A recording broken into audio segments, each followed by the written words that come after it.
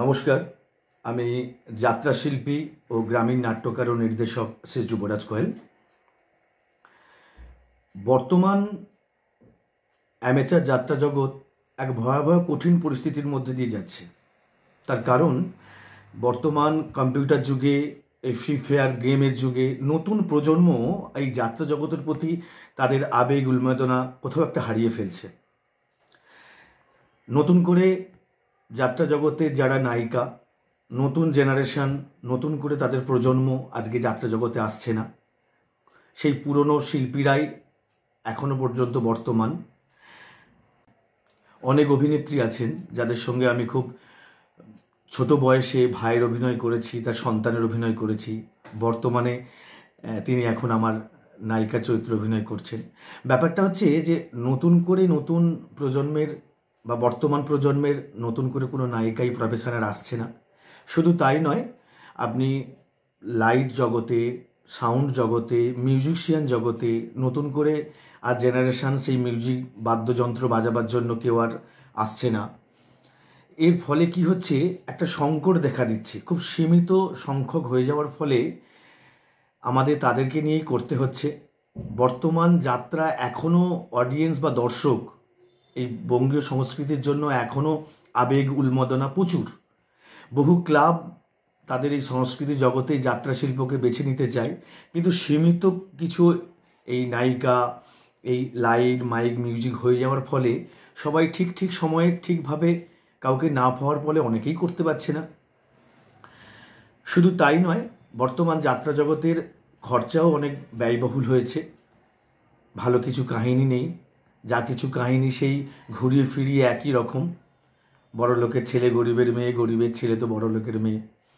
ভালো নির্দেশক নেই। ভালো তখনকার দিনে যাত্রা যারা করতেন, স্বেচ্ছাশ্রম বলে একটা বিষয় ছিল। ভালোবেসে আবেগ এই যাত্রা শিল্পকে সমস্ত কর্মজীবন ব্যস্ততার মাঝখানে সবাই ঝাঁপিয়ে পড়তো, অনুশীলন করতো, রিহার্সাল করতো দিনের পর দিন, রাতের পর রাত।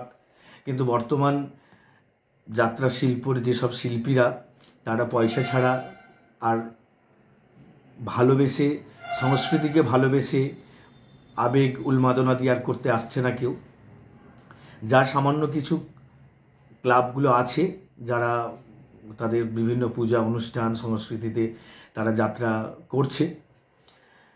তো বর্তমান এই পরিস্থিতিতে যাত্রার অ্যামেচার যাত্রা খুব কঠিন পরিস্থিতি।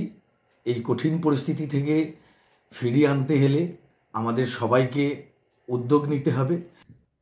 যাত্রা জগৎকে, এই বঙ্গীয় সংস্কৃতিকে বাঁচিয়ে রাখার জন্য আমরা অত্যন্তভাবে সরকারেরও হস্তক্ষেপ চাইছি। তার কারণ বহু ক্লাব যারা এর জন্য যদি কোনো অনুদান বা কোনো পরিস্থিতি তৈরি করা যায় যাতে তারা এই যাত্রা শিল্পটাকে বাঁচিয়ে রাখতে পারে, বিভিন্ন ক্লাব যাতে যাত্রা উৎসব করতে পারে, সরকার যদি সেদিকে একটি দৃষ্টি গ্রহণ করে তাহলে খুব ভালো হয়। তাতে ক্লাব উৎসাহ পাবে, নতুন প্রজন্ম যাত্রা শিল্পে আসবে।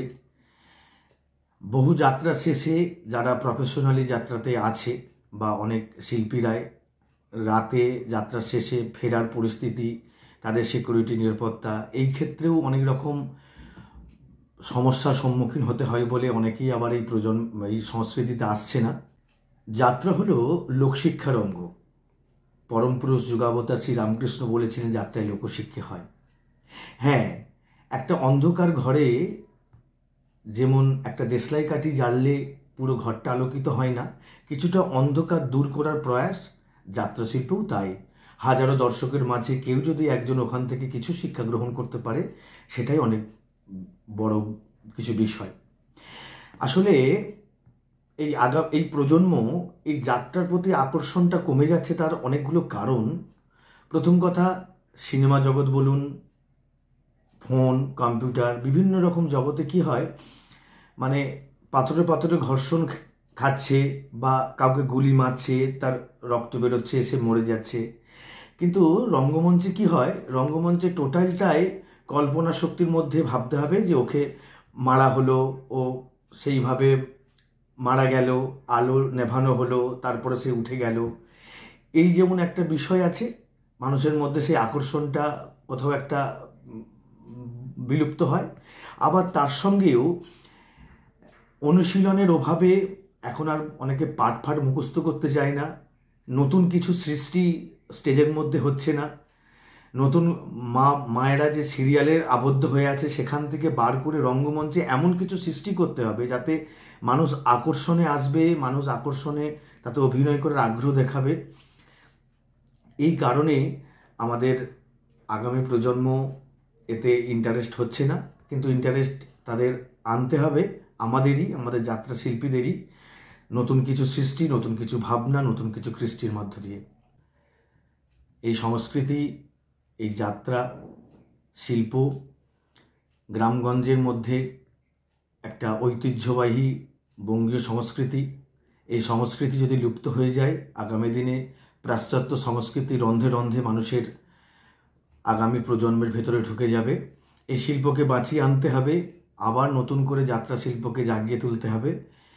এটাই আমাদের সবার কাম্য হওয়া উচিত, এবং সবার সম্মতিক্রমে, সবার সহযোগিতায় যাত্রা শিল্প আরও আগামী দিনে দীর্ঘজীবী হোক, সুন্দর থেকে সুন্দরতর হোক, এই কামনা জানাই।